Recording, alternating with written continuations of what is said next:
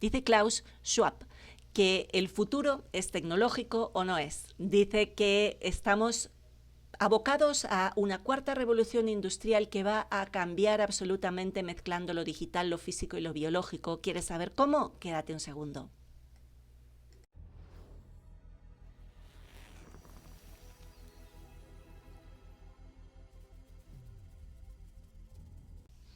Hola, soy Ana María Oliva y quiero que me acompañes en este nuevo programa sobre el transhumanismo. Hoy le vamos a dedicar esta sesión a otra mirada, que es la misma, pero es el mismo perro con otro collar, ¿verdad? Que es la de Klaus Schwab. Klaus Schwab le ha venido a llamar la cuarta revolución industrial.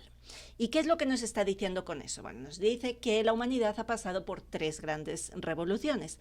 La primera, en el siglo XVIII, permitió la mecanización, gracias a la máquina de vapor. En el siglo XIX-XX vimos la segunda revolución industrial, que tiene que ver con la electricidad y con las cadenas de montaje, lo cual nos permitió empezar a producir las cosas en masa. Y la tercera revolución es la revolución de los años 60 o desde los 60, que tiene que ver con lo digital y la informática. Él dice que ahora empezamos en una cuarta revolución industrial, fijaros que los tiempos cada vez se acortan más, que integra lo digital, lo físico, lo biológico, con tecnologías como la inteligencia artificial, la robótica, la biotecnología, el Internet de las cosas, la impresión 3D y la nanotecnología. Es decir, exactamente lo mismo que estamos viendo todo el rato respecto al transhumanismo. Vamos a ver un poquito de qué se trata esto. Por un lado, tenemos que tener en cuenta que cuando estamos ahora hablando de esta cuarta revolución industrial, pues nos encontramos con unas características que son un poquito distintas. Primero, porque ya vemos que todo va muy rápido. Los cambios ya no son en forma lineal como hasta ahora, sino que son absolutamente exponenciales, ¿verdad? Todos hemos visto los cambios increíbles que han ocurrido con unos pocos meses de empezar a utilizar inteligencias artificiales en lo cotidiano. Además, afectan ahora con un nivel de profundidad mucho más grande. Afectan a todas las industrias, afectan a todas las áreas de la vida y además afectan en forma sistémica, en forma completa. No afectan solo a un ámbito, ¿no? Antes podíamos, qué sé yo, que la fabricación en masa pues podía estar afectando a un ámbito en concreto, pero no a todos. Pero aquí no, aquí todo a la vez, absolutamente todo se ve modificado, todos los procesos se ven afectados y se ven transformados por esta cuarta revolución industrial. Si miramos un poquito cuáles son los impactos más importantes, podríamos, por ejemplo, empezar a mirar lo que pasará y lo que está pasando en la economía. En la economía y en el trabajo no es algo que haga falta inventar mucho, ¿verdad? Porque lo estamos viendo. Estamos viendo cómo muchos trabajos están ya siendo sustituidos por inteligencias artificiales o por automatizaciones. A la vez están surgiendo nuevos trabajos en sectores tecnológicos y en sectores creativos, y las plataformas digitales están cambiando absolutamente el modelo empresarial. Estoy intentando dar así unas pinceladas relativamente rápidas para quedarnos con la idea principal, ¿no? Podríamos ver también ahora qué pasa con la industria y la tecnología. Sí, ese sería como el segundo de los ámbitos en los que hay está habiendo un enorme cambio. Por ejemplo, pues con todo el tema que llaman la industria 4.0, que tiene que ver con la capacidad de fabricar de una forma totalmente distinta. Por ejemplo, pues la impresión 3D, que está revolucionando las cadenas de suministro e incluso la robótica avanzada, lo cual nos puede llevar a meter aquí dentro incluso la integración hombre-máquina. Si seguimos mirando en otros aspectos que podemos tener, por ejemplo, en la sociedad, estamos observando no solo el aumento de la voluntad del control, el control de datos, el control de comportamiento, el control de absolutamente todo, y los cambios en la privacidad que continuamente estamos viendo también nuevas formas de comunicación y de organización social, tanto redes sociales como movimientos digitales, y bueno, pues estamos viendo cambios que no siempre sabemos si van a ser los óptimos o no, porque la transformación de la sociedad es absoluta, ¿no? También en la dimensión política, porque ya veis que hay incluso lugares donde ya han metido inteligencias artificiales a sustituir humanos a nivel de política, ¿no? Y a nivel de abogacía y a nivel de todo un montón de cosas que las vamos a ir viendo cada vez más. Y todos estos cambios que estamos viendo requieren que haya un marco de regulación global, es decir, inteligencias artificiales, ediciones genéticas, ciberseguridad. Necesitamos marcos de regulación, más allá de los neuroderechos, más allá de todo eso. Necesitamos que empiecen a haber legislaciones que protejan, porque el riesgo, que no es un riesgo, que es una realidad, es que todo eso se utilice simplemente para un control masivo, para una vigilancia masiva. Bueno, si nos vamos a la dimensión humana, quizás es el punto donde más nos están afectando, donde más tenemos que tener en cuenta ese impacto. El impacto de la dimensión humana es tremendo porque el nivel de conocimiento y de aplicación que tenemos ahora mismo en biotecnología, en neurociencia, en nanomedicina, pueden alterar la propia definición de lo que significa humano, ¿no? Y mucha gente está hablando de todas las tecnologías y muy admirados con eso, pero ¿qué significa y qué implicaciones tiene el mejoramiento genético, por ejemplo, o una inteligencia artificial que sea autónoma, o la simple manipulación de la información?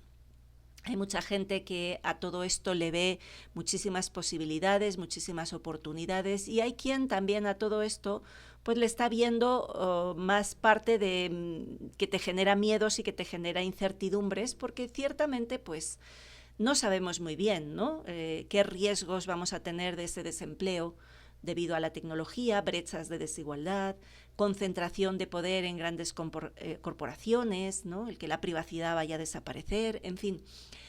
Además de esas oportunidades y de esas promesas que nos hacen de productividad y de salud y de longevidad, hay que estar muy atentos también a los riesgos, ¿no? Porque, pues no todo es bonito en esta revolución industrial. Pero, por supuesto, pues aquí los que nos la venden muy bien. Y nos dice, según Klaus Schwab, otra vez, la cuarta revolución industrial no es neutral, dice él, porque ellos siempre juegan a esa doble moral, ¿verdad? Dice, puede llevar a un futuro de mayor prosperidad compartido o a uno de profunda desigualdad y control social. Dice él que la clave está en cómo los gobiernos, empresas y ciudadanos gestionen estas tecnologías con una visión ética, inclusiva y colaborativa.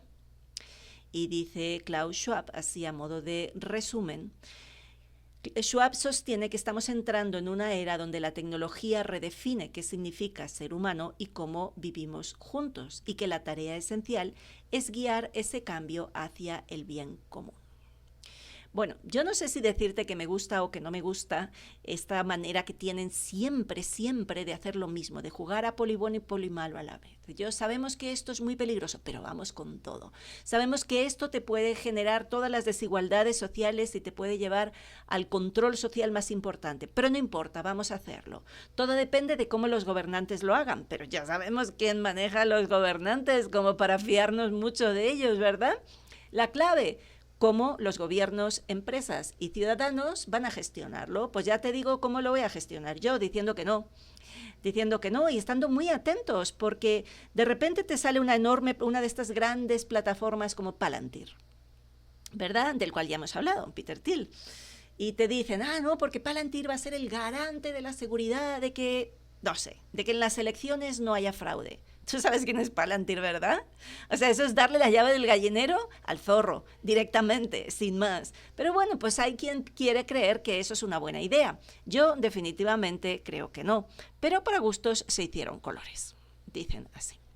Entonces, cuando nosotros estamos hablando del transhumanismo, de la revolución, de la cuarta revolución industrial, uno de los elementos más importantes que tenemos es el de la computación cuántica. ¿Qué es la computación cuántica? Bueno, pues un sistema de computación en el cual a través de una tecnología diferente que usan los qubits, que tienen entrelazamiento y superposición, bueno, pueden representar varios estados a la vez, lo que queráis tecnológicamente. La idea es que podemos resolver las cosas más rápido. Entonces, esta revolución industrial necesita una tecnología que sea suficientemente poderosa como para poder hacerlo. Y ahí tienes la computación cuántica, porque te permite procesar un montón de datos y entrenar a modelos de inteligencias artificiales de forma mucho más eficiente y obtener todos los big data que luego te venden, ¿verdad? Porque, bueno, a ti no, se lo venden a las grandes empresas, porque ya sabes que cuando algo es gratis, ¿sabes cómo termina la frase? El producto eres tú. La computación cuántica también es necesaria para hacer todo eso que les encanta hacer, que son simular moléculas, simular cómo van a funcionar las proteínas. Todo eso con la computación que tenemos ahora es casi imposible, es dificilísimo hacer los plegamientos de las proteínas, pero con la computación cuántica, pues toda esa biotecnología que quieren asociar a salud va a ser posible hacerlo, ¿no? Y también la parte de seguridad, romper las criptografías actuales e impulsar la criptografía cuántica que dicen los que saben que va a ser absolutamente inviolable. También va a permitir optimizar carteras de inversión, rutas de transporte, cadenas de suministro y desarrollar nuevos materiales. ¿A costa de qué? Pues eso no te lo dicen. ¿Y se puede o no se puede? Bueno, pues aún está en fase experimental porque tienen grandes problemas de estabilidad y se necesitan corregir muchos errores. No hay muchas empresas haciéndolo. Está Google, está IBM, está Microsoft, está D-Wave con nuestro querido Jordi Rose, ¿te acuerdas de él? Y algunas startups, pero no hay tanta gente que lo esté haciendo, ¿no? Entonces, este Klaus Schwab menciona la computación cuántica como una de esas tecnologías convergentes que alimentan la cuarta revolución industrial junto a la inteligencia artificial, la robótica y la biotecnología. Pero, a diferencia de las anteriores, la computación cuántica es un multiplicador, es decir, en cuanto consigan que madure, va a acelerar a todas las demás. Aunque, pues también dicen que eso genera riesgos geopolíticos. ¿Por qué? Pues igual que las inteligencias artificiales, ¿verdad? El país o la empresa que consiga la supremacía cuántica va a ser el que tenga una ventaja estratégica en defensa, economía y tecnología.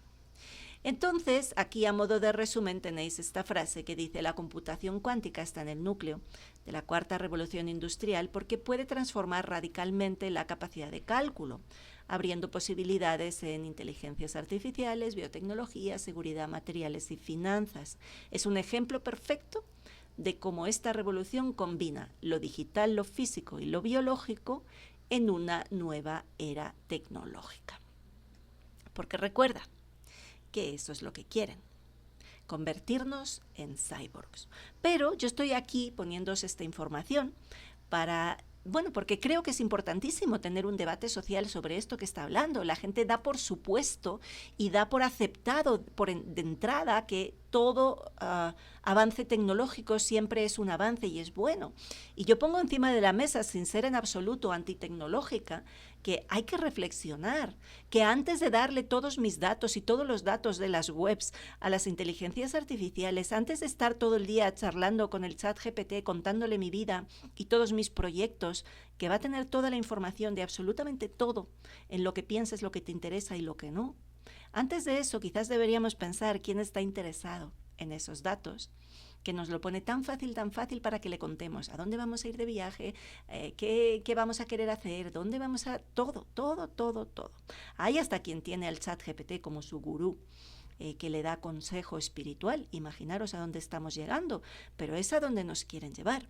Entonces estemos muy atentos, porque que algo exista no significa que tú lo tengas que aceptar, que tu gobierno esté proponiendo algo no significa que tú tengas que decir que sí. Necesitamos poner encima de la mesa un debate social, sobre esto que estamos viviendo, que se le llama ni más ni menos que transhumanismo, aunque le quieran poner otro nombre, aunque le quieran llamar cuarta revolución industrial. Estamos hablando de los cyborgs, de aquel manifiesto cyborg que os conté en otro capítulo, ¿verdad? Estamos hablando de eso, de la pérdida de la dignidad humana, de la pérdida de lo que somos como humanos. Por eso el transhumanismo es la última religión del humano. Pero estamos aquí y quiero repetirte que puedes elegir. Quiero recordarte que ser humano es grandioso y que no importa lo que pase, no importa dónde nos quieran llevar, nada ni nadie puede jamás apagar nuestra luz. Ya sabes que tengo este canal de YouTube, que tengo otras redes sociales. Por favor, suscríbete a este canal. Perdí todos los seguidores, está costando un montón por el shadow banning, pero suscríbete, dale like, comparte. Haz que este mensaje llegue a cuanta más gente mejor, porque todos estos programas nos ayudan a empezar a entender realmente qué es lo que está pasando. Y eso es algo que es realmente imprescindible. Así que te animo a conectarte y si te gustan mis conversaciones, pues tengo una pequeña suscripción en la que los viernes nos reunimos durante 2 horas para charlar, como yo siempre digo, a cámara abierta, a micrófono abierto y a corazón abierto. Así que si quieres, se le llama Té con Sentido y eres siempre bienvenido. Que tengas un bonito día.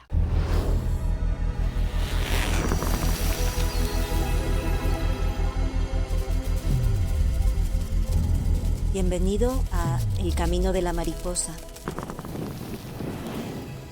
Soy Ana María Oliva, doctora en biomedicina, buscadora de la verdad, pionera en la divulgación de una ciencia menos materialista y sus aplicaciones en la salud y apasionada por la vida. Mi visión es crear puentes entre la ciencia y la consciencia, desde el estudio más riguroso de lo que nunca nos contaron en la universidad, que somos mucho más de lo que vemos.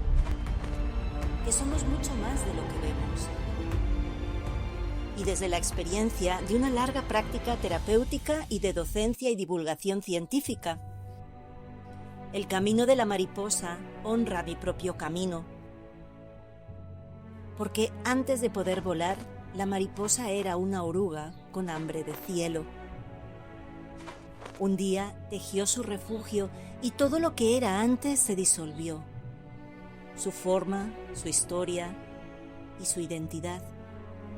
Aprendió que la libertad se conquista dentro y que a veces, para volar, hay que rendirse al misterio.